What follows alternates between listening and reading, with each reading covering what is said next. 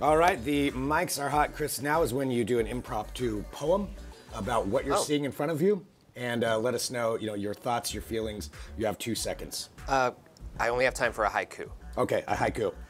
I don't have time. Dang it. All right, we ran out of time. Well, hello, everyone. This is Digital Trends Live. This is our daily show here from Digital Trends, where we bring you the trending tech topics of the day. We bring you conversations. We've got interviews, all kinds of stuff while we're broadcasting live across many different platforms. One, Periscope, Twitter, Twitch, YouTube, Facebook, LinkedIn Live, and on our apps as well, which means we can take your comments and questions as we go through the show. So on the docket today, it's a packed show. Coming up in about 20 minutes or so, we're going to be joined by Jake Chomzadine. He is a photographer. He's part of the Sony Alpha Collective. He's got some fascinating stories, and we're going to talk to him about that. We've got Pavi Dinamani, who's been on the show all week down at South by Southwest. We've been watching her interviews, but now we're going to have her on live. She's the interview now, and we're going to be talking to her about her favorite things that she's seen down at South by Southwest, so she's going to be joining us.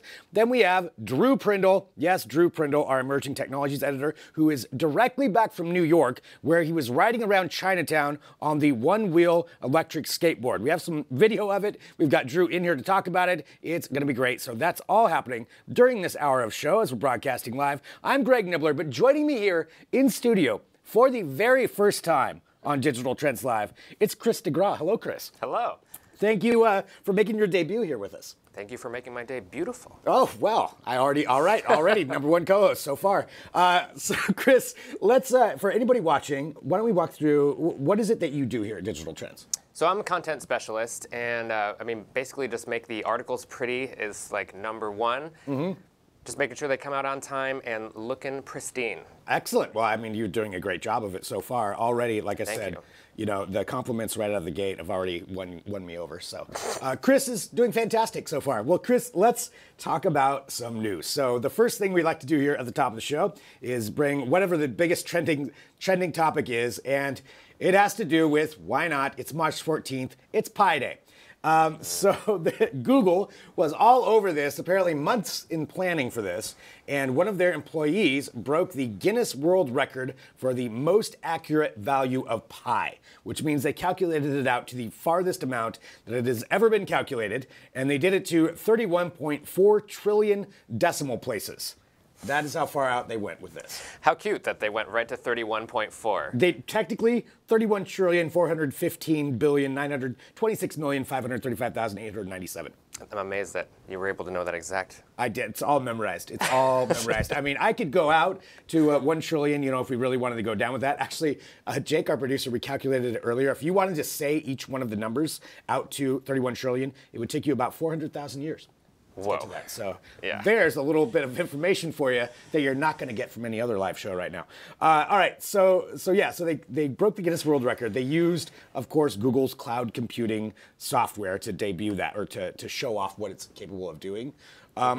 She spent 4 months apparently working on this, and I should say her name. It's Emma Haruka Wow, and I'm probably saying her name wrong. She's in Japan. I think she's based out of Osaka. They said, Osaka, and Google's office there. 4 months though working on this. It makes for pretty good advertisement for Google Cloud. Yeah. Which I think is no doubt in part why they did it. Yeah. So pretty cool. Yeah. 4 months seems kind of weird. Like, this is what you do? You spend 4 months? Should have been 3.14 months. Oh, see, that's exactly what it should have been. So the Guinness World Record is broken, by quite a bit, I believe. The last one was in 9 trillion digits, and that was November 2016 by Peter Trube. So 31.4 trillion, definitely breaking a world record. I would love to have a Guinness World Record of some kind. How do you even keep track of that? How can we keep them honest is what I'm asking. That's true. They could be writing any number. Yeah, they could make it like, hey, I just came out with 32 trillion. Give me the record. Yeah. Boom. I did it. Just trust me. I have a cloud. Yeah, I have cloud computing at home. But that's, I think it's an interesting use when you do talk about the cloud computing side, as far as the infrastructure of that. And that's kind of what they were showcasing, is the ability to use cloud computing, which I think is going to become more and more prevalent. Yeah, super interesting, way over my head. No pun intended with the cloud, maybe a little bit intended, but really interesting nonetheless. Yeah, it's pretty fascinating. Let us know what you think in the comments as we go through here. Taking a look here. Oh, somebody did say Raymond at the very beginning of the show. OMG, is that sunlight in Portland? Talking about the original broadcast that we have there. Yeah, it was. It's weird. It's rare. It was actually photoshopped. All right, let's go on to our Read 'em and Weep segment, which is something that we do have here every day, where we take a look at the comments and questions that come through across our many different platforms. And we post in a lot of places. We get a lot of comments, and we read them all. We may not respond to all of them. Some of them we don't respond to. Yeah. Yeah, we'll just say that. But this is the segment where we do this. All right, Jimmy Jazz Jam. All right, your name's already amazing. Jimmy Jazz Jam. Hey, teens react to Windows 95, can't imagine the hardships.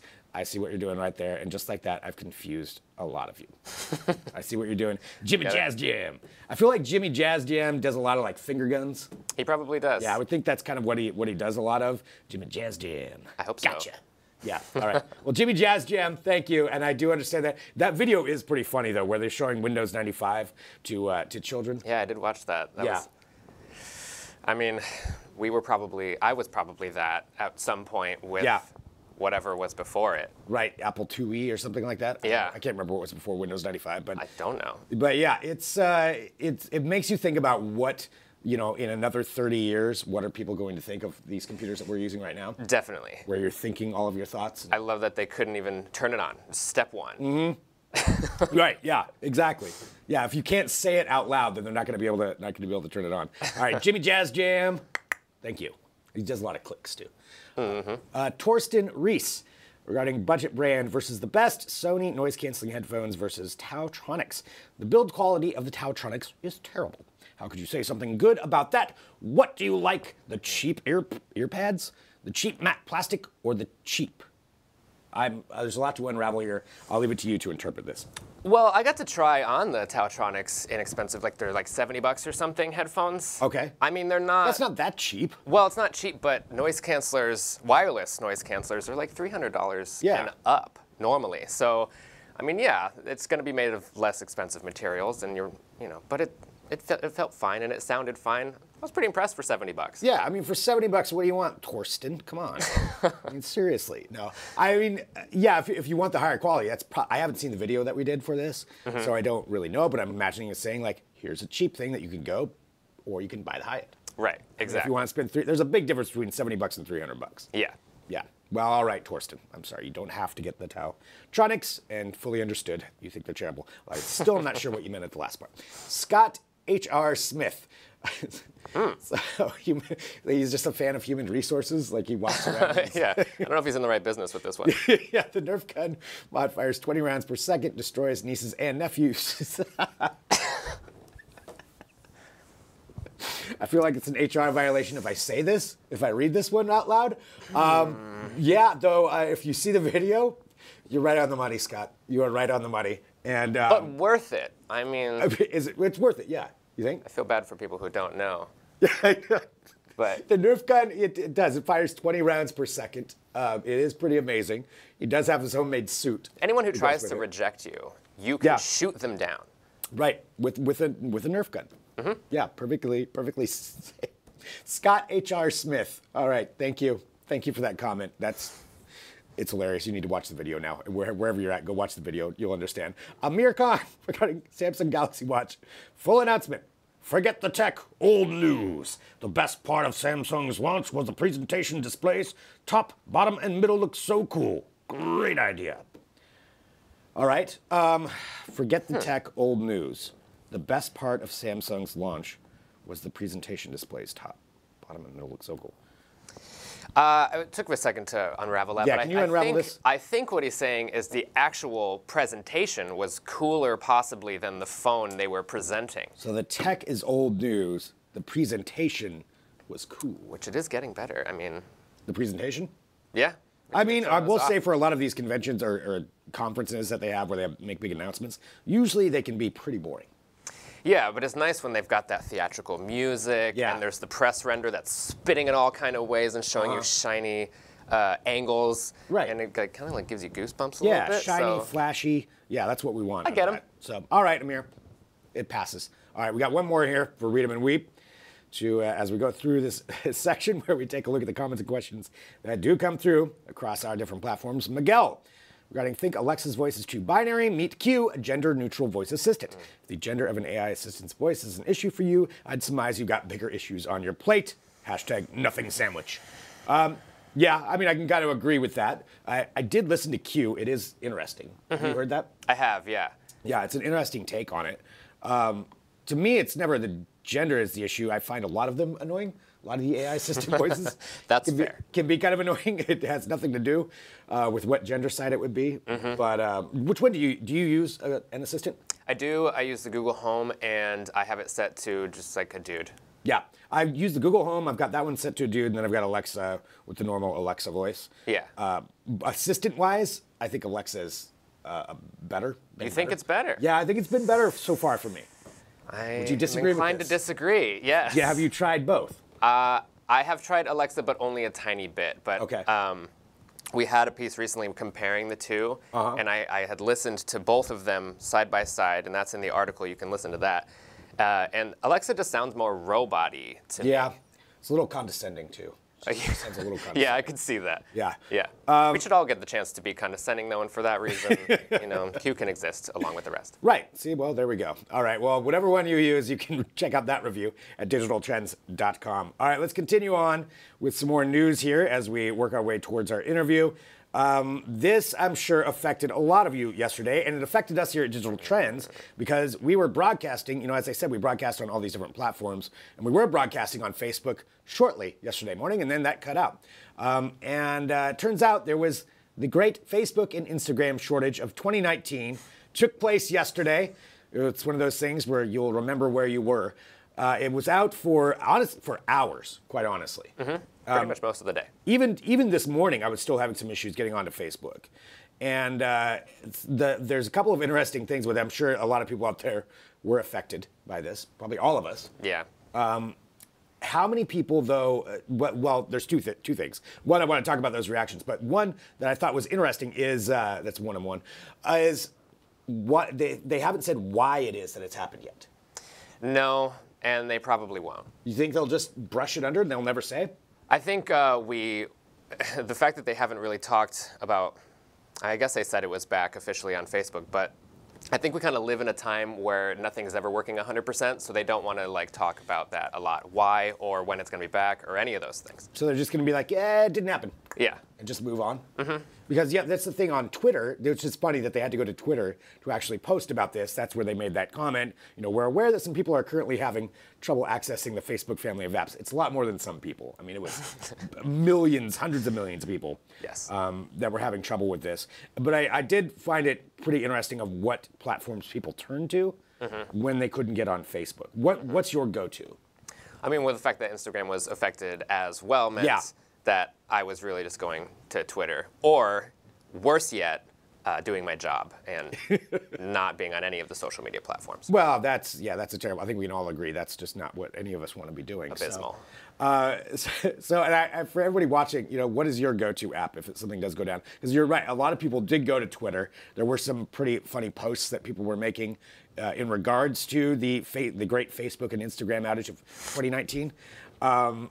Just referencing different platforms that they could have gone to. There was somebody posting about MySpace, which I thought was a pretty great one. MySpace, it's like Tom's chance to get back in there and join back in. I wonder what Tom is up to right now. I don't know, but he's probably having a celebratory drink at least. He probably is. Yeah, there it is. People were... He's still there. He's never still there. moved. Online now. Yep. Like you could chat him at any point and he'll be like, what's up? Yeah, Tom here. Yeah. What up? Did you write? He's just sitting there by his phone. Did you check your bulletin board? Honestly, I think he sold MySpace, right, to Microsoft? Something like that. I'm not familiar. He's probably the smartest tech billionaire that's Get out while there. You can. Yeah, because he just made a whole bunch of money on it, and now he's probably just vacationing somewhere. Yeah. Laughing at everybody else. Yeah, good for you, Tom. We need to get Tom on here. Oh, it's to Rupert Murdoch, apparently. So, all right. Well, I don't know what to say about that one. We'll just go on from there. A platform that did receive some actual good news based on this Facebook outage was the app Telegram. Telegram received, at least they said, 3 million new downloads yesterday because of the outage, and that largely has to do with Facebook Messenger and WhatsApp also having some issues. 3 million new downloads to Telegram. Do you use Telegram at all? I have just started using Telegram, not because of the Facebook outage yesterday, but because Google Allo shut down. And I have a couple people, not very many, but that I specifically use Allo for. Really? So I needed a replacement desktop client, and now I have that in Telegram. I like it. Just downloaded Telegram because I saw this story, so I'm like, all right, well, I got to check it out. But yeah, 3 million new downloads from this. Keelan King, Facebook ruined his birthday yesterday. Keelan, happy birthday, number one. But also, you really got a lot wrapped up in the Facebook, man. Maybe it was better that you were just off there for a little bit. I mean, I'm just for this. Don't go, Keelan. All right, so yeah, but Telegram, you know, I'm going to try it out because of this. It's got a nice dark mode, which I always appreciate a dark mode. And it works with the GIFs and the emojis and their stickers and all sorts of stuff, so seems fine. All right. Well, Telegram surviving pretty well based on the outage yesterday. All right, let's go into a couple of other things. We're going to go to some other non-social media-based topics here for a second. Toyota made an announcement, actually posted a pretty cool video about this. They are jumping into the to space exploration to team up with the Japan Aerospace Exploration Agency to design and build a lunar rover. And they posted a video of what their concept rover is going to be. It's pretty cool. It is pretty cool. So the idea is this would be, it would be, let's see, 20 feet in length, 17 feet wide, making it about twice the size of a Volkswagen camper van. You would be able to fit, I think, 2 people comfortably. They said up to 4 in this thing for long periods of time.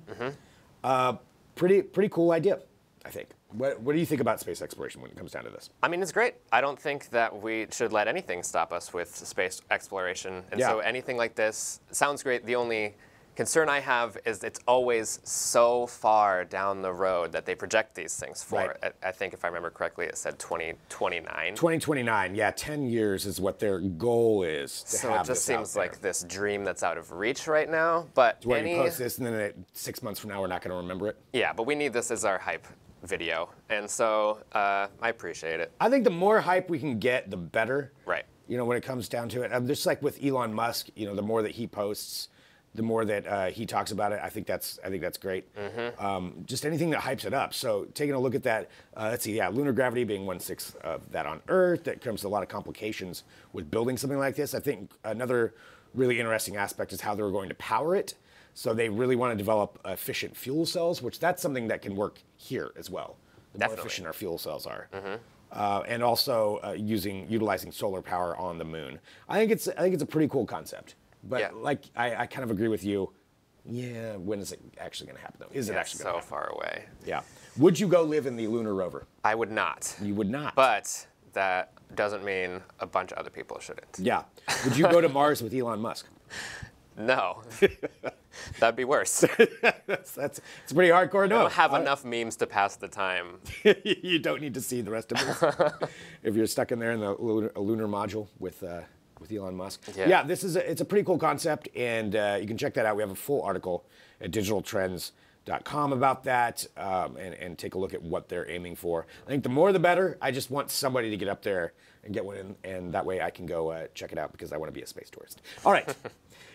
We did bring up Elon Musk, and there is a big event happening today.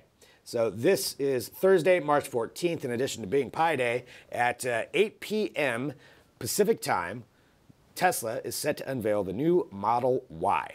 So this is one that they've been anticipating for a while. It's kind of a crossover model, and it's going to be debuting at the LA Design Studio this evening, where they're going to showcase it. We have a couple of teaser images of kind of what we think it's going to look like. It's going to be an SUV. They said it's, let's see, it's a similar counterpart. So just as the Model 3 is a similar counterpart to the Model S, the Model Y is to the Model X. So it's a little bit of a smaller one. But it's bigger than the Model 3, so it's about 10% bigger. It's going to cost about 10% more and have slightly less range for the same battery. Cool. Yeah, not a big Tesla person. Well, I mean, they are really neat. I don't know a whole lot about Teslas and cars and stuff, but I know that we need to be moving toward a future with less gas, and Tesla's all about it. Yeah. So I'm all about it. I mean, it's a pretty cool little image. Yeah, I mean, we'll see what it actually ends up looking like. I think this is, I do like that they're bringing the price down. It's still out of a price range that I would probably buy. This is probably going to be around 40 grand for this vehicle. Yeah, I gotta save up for a few more weeks before I can afford that. Yeah. So that's going to be happening tonight, though, and it's going to be streaming live, and we'll be tweeting about it. One thing, though, that people are speculating is maybe since they're getting all this attention, will we get to see some of the other vehicles that he's been talking about for so long? One of them being the pickup truck, which I think we've seen some concept images of it. Of what this pickup truck could be. Maybe they even had a prototype of it. But that right there, I want to see that. I don't know if I would drive that or not. I can't decide if I really want to drive that or if I absolutely hate it. It's so spacey. It is. Yeah. I mean, I think if they were to unveil it, they would let it stand on its own. I don't know if they would do that tonight along with everything else. I could see them showing off the 18-wheeler or whatever it is. Yeah. But yeah, the 18-wheeler. Okay, so they did have a prototype of the pickup truck. Yeah, the 18-wheeler. That's something so that's actually out that's there that for sale. one. Yeah, okay. That's the long silver one. So that actually people have taken pictures out on the highway, seeing them being test driven. Yeah, that's neat. So those you can already pre-order the semi trucks. Cool. Which are fully electric semi trucks. I think they have like a 500-mile range. I need to do that really quick. What we're gonna pick one up right now. I think it's only like $20,000 down payment, and I think the whole car's like 180 grand. So. Wow. Might as well pick up a couple of them. We can go we'll tour around. But yeah, well, we'll see if any other announcements are made, but I would be surprised if he didn't try to put something else in there. Probably not that big, but an updated app or something else to go along with it. So we'll see what happens, but that's all going to be at 8 p.m. Pacific time today for Tesla and the Model Y announcement. Chris, thank you for joining here for this opening segment. Thank you for having me. This has been fun. Yeah, let's do it again sometime. Absolutely. I think this shall happen. Oh, but before we do that, people can also watch you online here for Digital Trends. That's true. A brand new series of videos. Yeah. Can you tell us about those? So Tech for Less is our new series where we're going to talk about basically just budget tech, not tech that is cheap, but tech that is inexpensive and very good. So you can check that out. We have a new episode every Friday, 12:45 PST. And yeah. There's a bunch of different increments. I think you'll like it. Yeah, and there's some up right now on YouTube. Yeah. Digital Trends YouTube. Check it out now. Go there and take a look at those. And stick around right here because we are broadcasting live coming up next here on the show. Well, in just a little bit, we've got Pavi Dinamani, but up next, we've got Jake Chomsadine, who's going to be coming in here, photographer extraordinaire. We're going to talk about his career, what he's shooting with. If you have questions for him, drop those in here right now because now is the time that I can make sure that I get those to him. Whatever platform you're watching on, get those in here. Stick around. We'll be back in a second with more Digital Trends Live.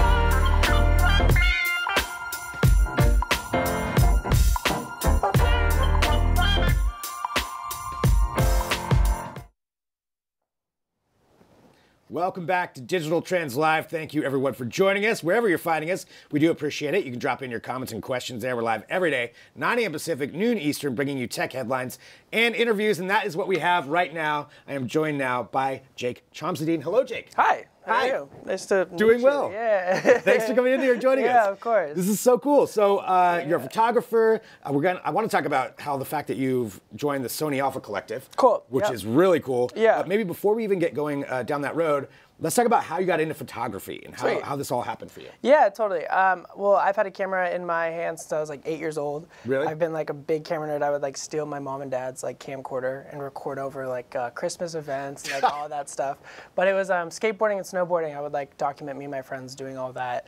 And that kind of transpired into me like getting into graphic design and film production and just making like different hype videos for like me and my friends. And then, yeah, just kind of skyrocketed from there. So you knew at a young age, like, this is what you wanted to do. Totally. I knew I wanted to do something media oriented, like something with a camera or graphic design or animation, something down that road was always like what I wanted to do. When did you know that like this is what you wanted? Like, when did you make that transition from being, okay, this is fun to this is a career? I think like when I first started getting paid for even like small gigs, I was like got hired for a wedding, and I was like, wait, you can actually make money. Like, you know what I mean? Like, or like there's this summer camp that I worked at where we made like recap videos for like the kids to watch and things like that, and that was like getting paid. Even it was like $400 for like a week of work, you know. But it was like you can get paid to like make videos. It's like that's sick. Like I want to do that. So yeah, that's kind of when it started being like I can do a job here. Like this is a lifestyle. So well, and you transition from that from weddings to like going on tour with Panic! At the Disco, Lord, Galantis. Like there's all these different bands that you did. How did you get into that side of things?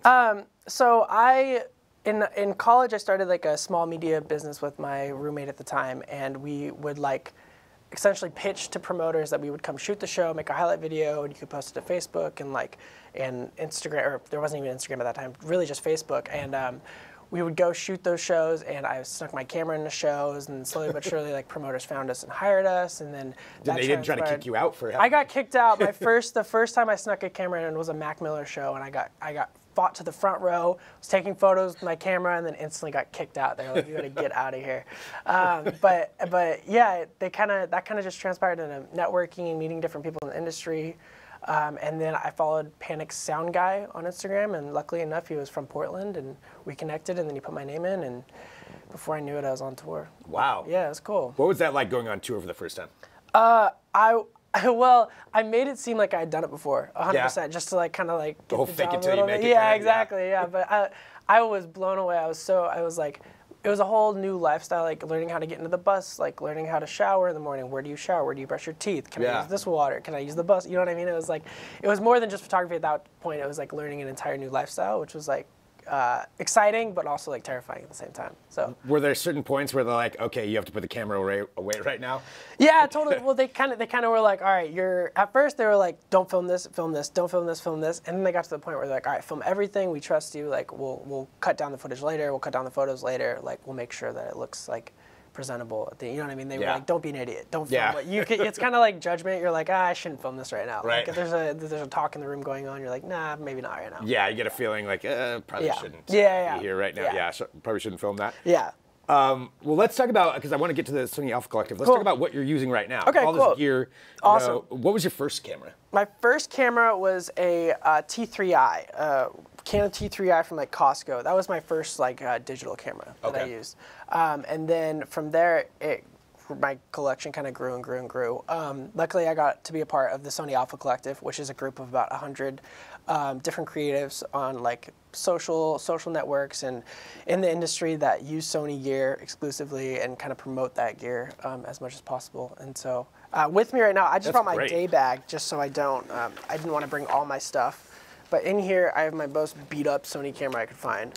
And this is my Sony a7S II. And if you can see the like screen is completely just destroyed, falling apart. Yeah, it's like really falling apart.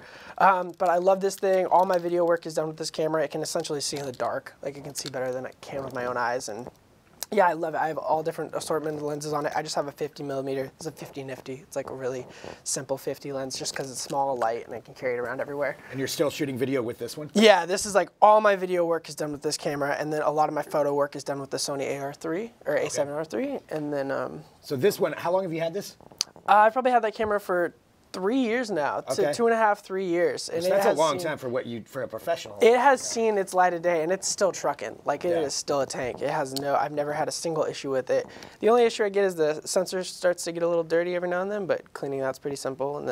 But yeah, this thing is beat up. Like, this thing has seen everything. Yeah, but it's seen action. It's seen action. It's filmed a lot. Story. It's like, it's gotten beat up for sure. There's dust everywhere, but I kind of like, that adds to it. That's like, your camera. That's it's like Willie Nelson with his guitar that he's had for yeah, like 50 exactly, years. totally. Yeah, this is your sidekick. Yeah, 3 years totally. in camera life is the same as 50 years. Totally. In guitar life. Yeah, and then I don't know if you guys want to see these at all as well. Yeah, but absolutely. I also brought this is my medium format camera. So this is like an old school camera. So I shoot a lot of digital, and then I also shoot a lot of film as well. So this is my 7.2. And then this is just my day bag that I kind of bring like when I go on day trips or wherever. Do you bring your camera around with you when I have a camera on me like 24/7 for sure. So yeah, and then this is my Contax T2. So 35mm medium format and then digital, and I kind of have like those on me at all times, running around like an idiot, taking pictures of everything I see. So what do you primarily use this one for? So it depends. So on different tours, they ask for different things. I love shooting film. I like the look of it. I like you shoot it, you put it away, and you don't get to see what it is for a long time. So on tours with Lord and some other artists, specifically Lord, only wants film photos. So really? I would shoot only film. I would bring like hundreds of rolls of film of medium format, 35mm. Only film? Yeah, the whole tour. Even the shows, everything. Polaroid, like old school Polaroid, pull-away Polaroids, like those are the only cameras I would bring, and we would only shoot film the whole time. And then other artists specifically want digital, like the quick turnaround, which makes sense. It's like there was a show tonight, like we need the photos, we need the video, like now. So, yeah, you would think that's probably the more prevalent. Totally, yeah. And now, like this day and age, like definitely like the instant turnaround is what people are looking for. So that's where this thing comes in handy, because this is like the quickest turnaround I could possibly get. Like shoot, drop the footage, edit it, drop the photos, edit them, send them off. Like it's like So that's nice to have. But yeah. And then you got your steady one there. So are you on tour right now, or how often? So I am on a break till tomorrow. I've been home for about a week now, but I am currently on the Pray for the Wicked, Panic at the Disco tour cycle, and we go to Europe tomorrow for like the last leg of the tour cycle. So we're there for about 3 weeks, a bunch of shows in the UK, Germany, France, all over the place. Man, that's really cool. Yeah, it's exciting. It's a cool. Yeah, I get spoiled rotten.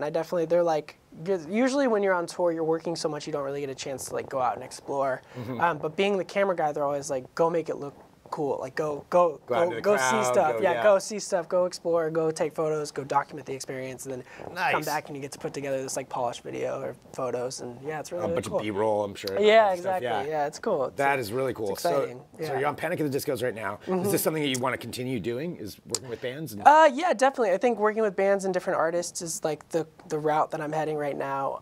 I also want to do some personal projects maybe down the road, some art galleries, that kind of thing. But for right now, I think I'm 25. So I think this is like a good age to be like, try to just like ride the wave right now and then figure it out later. So that's kind of how I've always lived.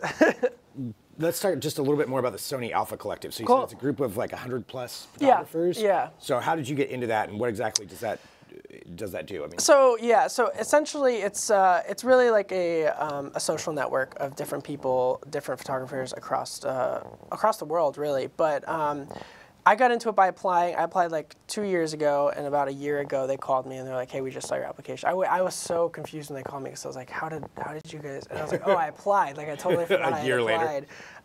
And so they brought me on, and essentially they'll send you like little gift bags, goodie bags, new Sony gear that you get the in on it a little bit early than everyone else. They can tell you some different cameras coming out, new lenses, and you kind of just help promote Sony. You back their products. Like this thing has been through everything, and it's continued to just like crush at everything I do. So, and then they've also come out. They've done like little documentary series on different artists that are in the collective as well. So they came out to a bunch of shows and shot some shows, and then put together like a mini doc of me running around with all my cameras. Cool. Yeah, it's cool. It's fun. It's an interesting world for sure. Yeah, right. Yeah. And I know you can look that up online, the Sony Alpha Collective. Yeah, totally. Yeah, you can Sony Alpha Collective. They have the Alpha Collective. I think it's on it. You can just it's everywhere. Yeah. If you just Google it, you'll find it, because I did it earlier today. Okay, two final questions. One, is there any band you would want to tour with, like if you had a number one? Dang, if I could, anytime, anywhere, if I could like document the Queen area, Yeah. that would have been kind of wild. Obviously, because the movie's out, but Panic also covers Bohemian Rhapsody, so it's like I've got to listen to that song over and over and over again for so all long. the time. That's like, yeah, so Queen probably. Yeah. Where can people follow you? You can follow me on Instagram. You can follow me on Twitter at Jake Shams, JakeChams. I post usually on Twitter and Instagram the most. I'm also on Twitch because I'm a big video game nerd. So nice. Jake Shams on there as well. So if you want to come hang out on Twitch, feel Do you more play than on the welcome to. Yeah, we do. We bring like our laptops and like a road computer, and definitely Nice. nerd game on the road. But yeah, it's fun. That's awesome. Well, Jake, thanks so much for coming in here today. Yeah, of course. Thanks You for know, talk having about me. this. Thank you so It's much. been great. Yeah, So very definitely cool. follow Jake online. It's really fascinating. Now I want to follow you too, just to see what you're doing Yeah, next. cool. So that's awesome. Well, thank you everybody for tuning in too. This is Digital Trends Live. So live here every day, bringing you great interviews like this. And up next, we're going to take a quick break, and then we're going to be talking to Pavi Dinamani, who was just at South by Southwest for the last several days. So she's going to be on the line, and we're going to talk to her about some of her favorite things that she's seen. Drop in your comments and questions. Back here in a minute with more Digital Trends Live.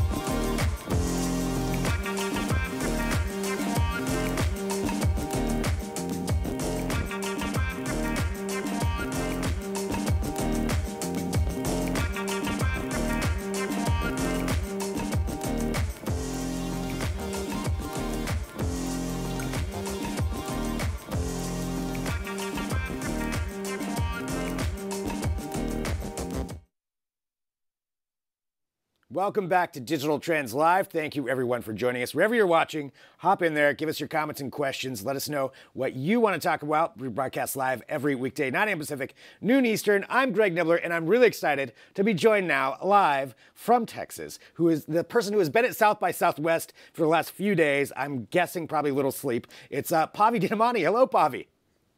Hi, how's it going? Good. Thank you for joining us. So when did you get down there for South by Southwest? I started on Friday morning, but the event actually started Thursday evening. It's like 10 days long, so I don't know who they designed this for, but it's 10 days. And I think one of the fascinating things about South by Southwest is just how big it's become, and tech is such a huge portion of it now. Is that what you found when you were down there? Absolutely. The thing is, it may have started out that way, but I think over the years it's become like it's like a mini CES meets a small Coachella meets a small Sundance festival. And the part that's like CES, it used to be only tech, but now it's become like an experiential thing. And you want to talk about social impact and health and wellness. So it's not just tech, but more in the field of innovation. But yeah, it's a lot for sure. It's a lot to handle. It's a lot to see. And I know for what we want to talk about right now are just, I think, 4 of the different things that you saw that you think are going to be influential or impacted you or that you thought needed to be highlighted. So maybe we can just start walking through some of those. Yeah, the biggest thing that I did notice was there's a lot in health and wellness and medtech that's being going.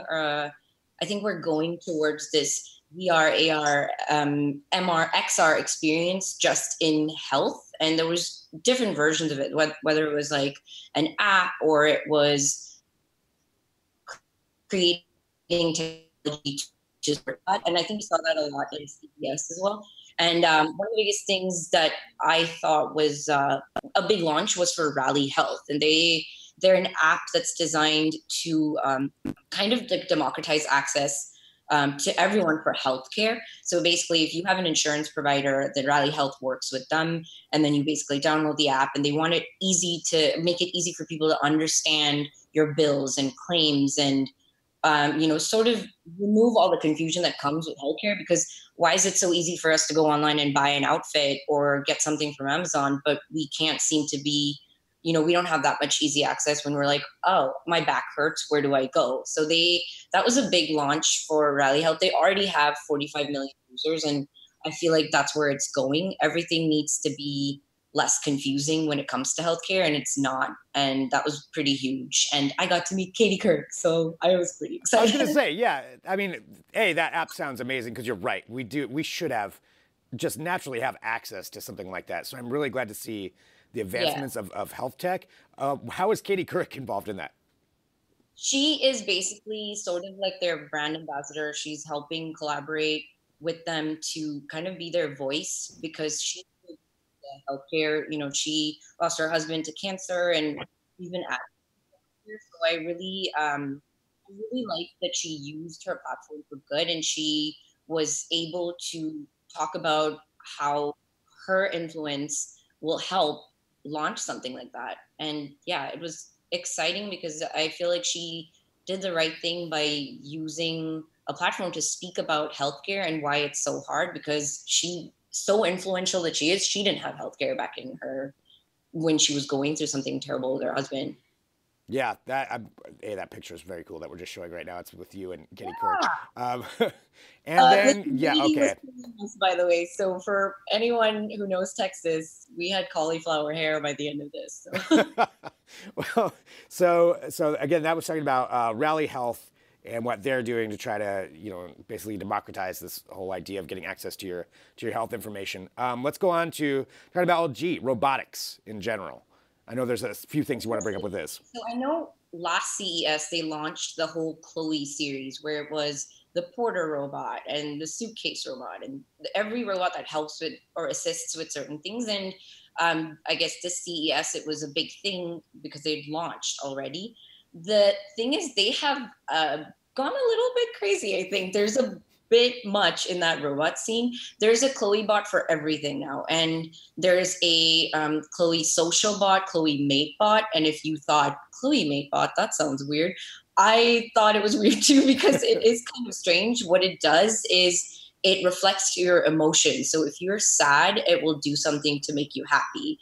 Or if you look like you've had a bad day, it can tell. It basically reads emotion, which is kind of creepy, but at the same time, it's moving forward, I think. And when they did talk about the release of these bots, I went to a press release where they were talking about it, and one of the questions being asked was, is this a bad thing for people who are underground and don't socialize? This is going to make it worse. They're probably never going to socialize. But LG had a very diplomatic answer where they took it to saying that they want to use it for social good, and they're predominantly trying to push this for autistic children because they don't get a platform to socialize or even practice. And this is their way of saying, okay, if we can teach a kid to socialize and understand emotions when they go out into the real world, it'll help. So I understand tech for good, but sometimes it can be like, oh, you're the weird, creepy person who has a Chloe mate and doesn't talk to humans. So. Right. Oh, I'm sorry. Chloe said I'm in a bad mood. I'm not in a bad mood now. Yeah.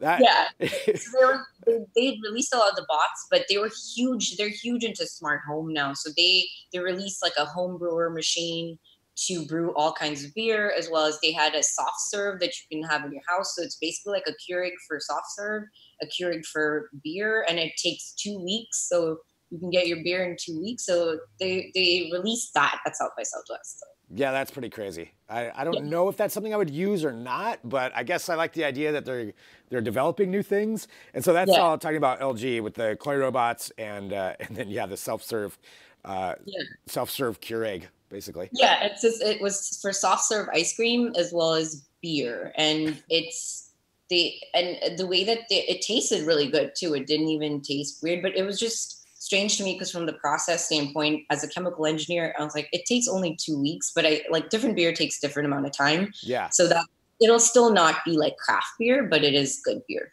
But it's good enough. It passed the chemical engineer. Yeah, it did. It did. All right. And it was 10 a.m. So I was like, okay, then. Let's start. You brought up VR, AR, MR, all of those kinds of experiences that you said there was a lot of what was going on there. What did you want to talk about associated with that? So at South by Southwest, they do these activation houses, which is essentially they take over a bar and make it an experiential thing for that particular company. So they have one for LinkedIn and Twitter. They had one for Accenture, and that was what I found really exciting. They're consultants, so they consult with clients, and they want to change the way the customer journey is, and they want to evolve with the customer. So they teamed up with Kendra Scott, who is a jeweler in Austin. She makes jewelry, and they wanted it to be like have little activation stations where you can try different kinds of jewelry using AI or AR, as well as if you want to get your bathroom redone, where can you put your little, what kind of coloring should you have for your cabinets? Everything was in the XR space, which I also learned what XR was. I only knew AR, VR, MR, but XR is basically a mush mash of all of that. So there's certain parts that you can have an experience with just the AR. You can just do some of it mixed with reality where you are standing there, but there's things happening around you.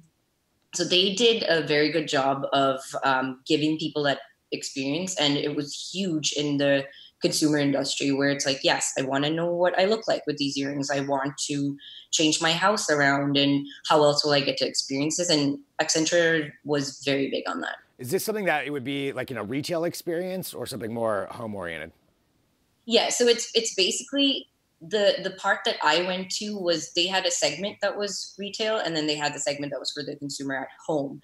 And I got to experience the at-home stuff because what we would see would be going to Kendra Scott, the store, and they would have that app ready because Accenture designed it for them. And then I can try these earrings and think about, okay, I should buy this or I shouldn't buy this. And I can do this at home. I can do this anywhere and not have to feel compelled to purchase it without trying the earring. I love that idea. Yeah, of being able to test some of that out more, just in that kind of thing, because there's so many times, where you may want to take a look at something with your shopping, but it's like, I want to see what it would actually look like.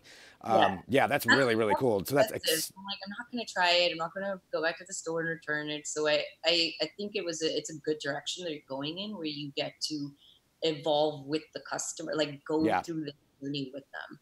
I'd like to see more of that implemented. And so that's Accenture Interactive. And then I know the last thing we want to talk about is an app. And this sounds really cool to me. I want to hear your explanation of it. I've only seen just the one sentence, but let's talk about this last app.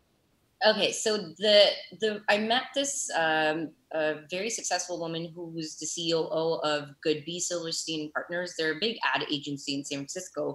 And at South by Southwest, that ad agency released an app it's like an AI app called Lessons from History. And it's a very interesting concept because apparently in history textbooks, and I think you would notice it too, there's a lot of men in history that have done great things, but there have been certain women that actually did things before the men, but they've been forgotten in history because history textbooks were written by men for men at the time. Yep. So the COO, she released the app to change history textbooks without actually changing it. So the way it works is you hold your phone and you place it over an elementary school or middle schooler's history textbook, and you place it over, say, any great historic person in American history, that you place your phone over it, and you'll literally see an AI graphic of a woman in history that did the same thing that was forgotten. So it's basically to teach children about the women that have been forgotten, plus also not actually go and physically change the textbook, because that is not what we're going for, right? She wants to, Margaret, her name is Margaret Johnson, and she wanted a level playing field where she wants everyone to be remembered. And that's why it's lessons from her story. It's a very interesting app, and this was South by was a great platform for them to release, just because there is a lot of social impact stuff in Tech for Good that goes out, and this was excellent. And I recommend one try it, especially with your children at home. It's great to like. It's fun too because the graphics are like a little kid. You know, they draw it in color and it like draws for you, and then they talk about what this woman in history did. That is so cool. I mean, I think just that idea too, because I mean, changing textbooks is a huge process. Anybody who's ever looked into that, I mean, it takes a tremendous amount of work to get that changed. But just to have an app on everybody's phone, you can just go like, oh, all right, awesome. Here's a story that isn't getting told that needs to be told. Right. Is that app available now? I assume so because they released 2 days ago. So they said they have 75 women because they work with a historian that put together the sheet. And I know it's their first MVP rollout. So I'm sure there's going to be changes to it, but I think it's already available. Very cool. Well, Pavi, thank you so much for being down there for Digital Trends, and covering all of this and bringing us all those interviews all week. If you hear anyone say, what is South by Southwest, and they say nobody knows, just know that that's a fair answer because it's a lot. Well, how can people follow you? You can follow me on Instagram. I'm Misfit Pavi, or on YouTube, I have a channel called the 9 to 5 Misfits where I talk about unemployment because that is obviously fun and someone needs to talk about it. Absolutely. Well, Pavi, thank you so much for coming on here and just talking about this and just your interviews all week long. Fantastic work, and hope to have you on soon. Thank you. Have a good one. All right. Thanks. Pavi Dinamani right there here on Digital Trends Live. All right, we've got to go to a quick break because we have Drew Prindle who's going to be joining us here right after that to talk about his experience with the one-wheel electric skateboard in New York. He's straight back from New York, coming right here onto the show to talk about that. Stick around, back in a second with more Digital Trends Live. But I'm just going to stand here for a second.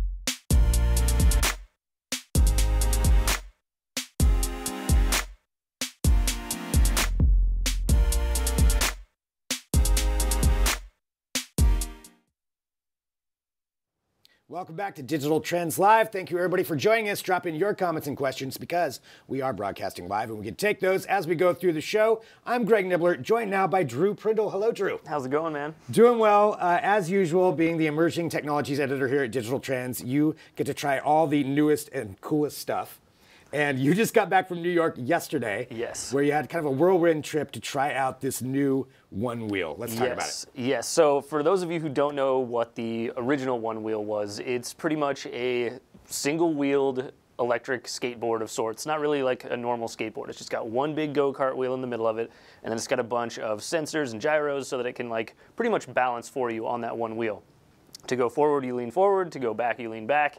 And it's pretty much like having it's like riding a snowboard on pavement or like a wakeboard. Like any kind of board sport, that's the feel that it recreates under your feet.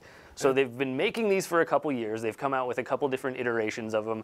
There's the One Wheel Plus, there's the One Wheel Plus XR, which has crazy range. This is a new direction entirely. It's called the One Wheel Pint. So instead of making it bigger, badder, and longer range, they made it smaller and just kind of like tightened up the experience a little bit. Which seems like it would make it harder to use. Because I've tried one of the longer ones, and they're pretty intuitive. You know, I mean, they really is. You lean forward, it takes a little bit to get used to it. But going smaller seems like that would be a harder... So it's really not. In fact, in my opinion, it's a little bit easier. And I think that's for a number of different reasons. First of all, it's lighter. So you don't have to move so much weight underneath your feet, and it just makes it feel more playful and more free. Like you're not kicking around this big heavy board underneath of you.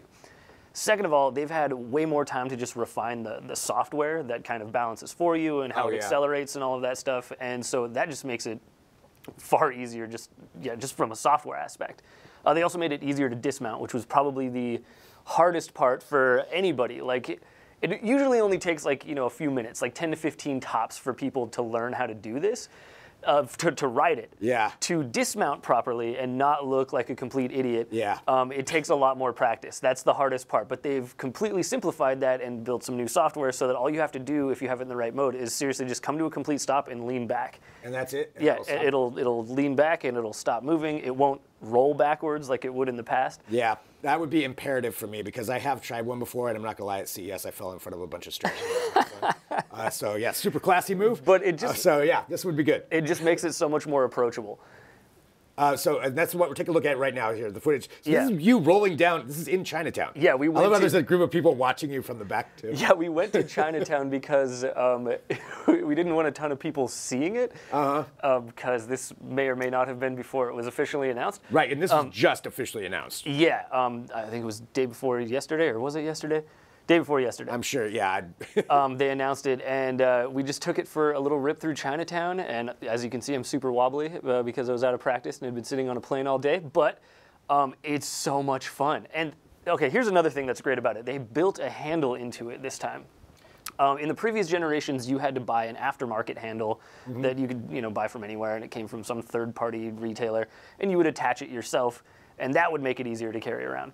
But still, the thing weighed like 25, 28 pounds. Yeah, that's a lot to lug It's around. a ton. So, like, while it was really fun and convenient for getting around the city if you're riding it, if you had to pick it up and go to the grocery store, if you had to pick it up and go on the bus, it was just a pain. It was a huge pain.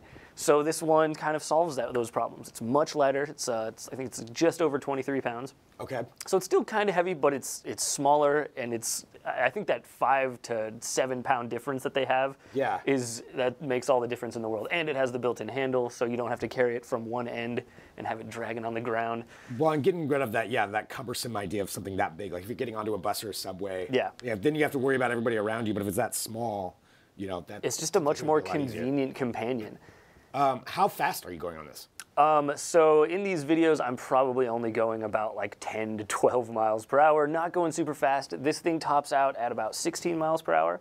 Wow. Which is... That's actually pretty fast. That's pretty quick. Like, that's about as quick as is comfortable for most people, I feel like. Yeah. The older versions and the XR, they go to 19 miles per hour. So you can get up to, like residential area speeds, which is... It's a little crazy if you haven't ridden one of them before. That's not for me. If you're not super comfortable, that's so it's just as quick as it needs to be. Yeah. How long is the battery life?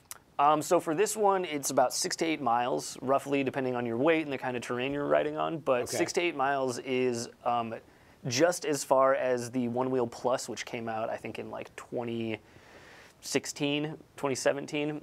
This has pretty much the exact same specs, but it's smaller, more compact, more convenient. It's all of those things. Who are they designing it for? Like, who do they have in mind? So this is kind of for everybody. Like, this is the Tesla Model 3 of one wheels, right? So like, whereas the other ones used to cost like a ton of money, I think the XR still sells for like $1,800, which that's a lot of money to spend on a toy. Like, you can justify it and be like, oh, I'm using it for commuting. Right. But no, it's still a ton of money. So this one is only $950. And that's for a number of reasons. That is bringing it down quite a bit. Yeah, that's considerably less money to spend. I mean, it's still a good amount of money. But I mean, people are spending that much on smartphones these days. Like, it's a good point, yeah. So, I mean, really, it's not that big of an investment anymore like it used to be. And I think that's what the big deal about this is. It's just more approachable, it's easier to ride, and it's more affordable. So this is kind of the one wheel for everybody. So this is their, yeah. This is the mass market one wheel. This is the iPhone 5C. How long do you think it would last? Like, what's their lifespan on this? Did they estimate it? So they have a whole program where, like, if you have issues with it, you can send it in and they will mess with it and make sure that it's running properly. Wow. There's also a huge community that you know, works on these things, and they're, I guess, relatively speaking, fairly simple devices. They just have that one brushless motor on the inside, so they're not too difficult to keep up. Okay. So they last for years. Talking about the one wheel, and we do have that video, so we showed some of the clips of it. There's a full video up at Digital Trends on our YouTube page and on the site. Did you have any issues while you were filming this? Actually, who was filming? So that was Jack Mudd. He's their chief evangelist, and he's a total shredder. I meet up with him probably like once a year whenever there's like a new one of these, usually at CES. This is the first time I've met him anywhere outside of that.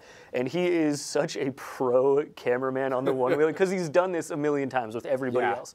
Like pretty much anybody who he rides with, he's like, just give me the camera, I'll film you. So he's super pro at that. So he's riding and filming at the same time. No, it's a fantastic filming device, really. It's undersold as a filming device just because you don't need a controller in your hand to control it. It's just leaning, and it's super smooth because it's got that big one wheel that kind of absorbs a bunch of shock. It's not, you know, like a little skateboard wheel where if you hit like a bump, it's gonna, like, you know, fling you off the end. You can go over a little bit of a bump. Yeah, and it absorbs a lot of that bumpiness. So this smooth follow-along footage is just, it's beautiful on these things. Really cool. Now I really want to ride one. So this just got announced, like a couple of days ago, we'll say. Yeah. So when is it going to be available for everybody? So pre-orders are open right now. Okay. You can lock them down. I think you can also finance them if you don't want to drop $950 right out of the gate. But they expect to start shipping these things in May. Oh, so soon. So yeah, they have a whole huge production facility that they just built out in California. So these are being produced in the United States. They're not coming from China. So they're, you know, as soon as they start coming off the production line after April, they're going to start shipping them out. And they can ship quick then, too. Yeah. Yeah, if it's here in town or in the United States. Well, that's awesome. Drew, thank you so much for hopping on here to talk about that. Definitely. Really cool. Drew gets to do all the really cool stuff. And you can check out all of his articles at digitaltrends.com, including the review of this right there. So that's the one wheel, what's it again? The one wheel pint. I love that name. As in pint-sized. One wheel pint. All right, well, thank you everybody for joining us here on Digital Trends Live. So just to recap what we talked about at the beginning of the show, we had Chris DeGraw in here with his debut on DT Live. He did a great job. And we talked about some news that's going on. Of course, it's Pi Day. Google broke the record for calculating the farthest out number of pi. It was 31.4 trillion, of course. God. Yep, 31.4 trillion digits out, decimal points. And then we had, continuing on from there, we've had so many things today during the show, even I'm already forgetting what all we talked about. We had Jake in here, Jake Chomzadil, let me make sure I get his name right, to talk about his Chomzadine. Dang it, messed that up. Jake Chomzadine.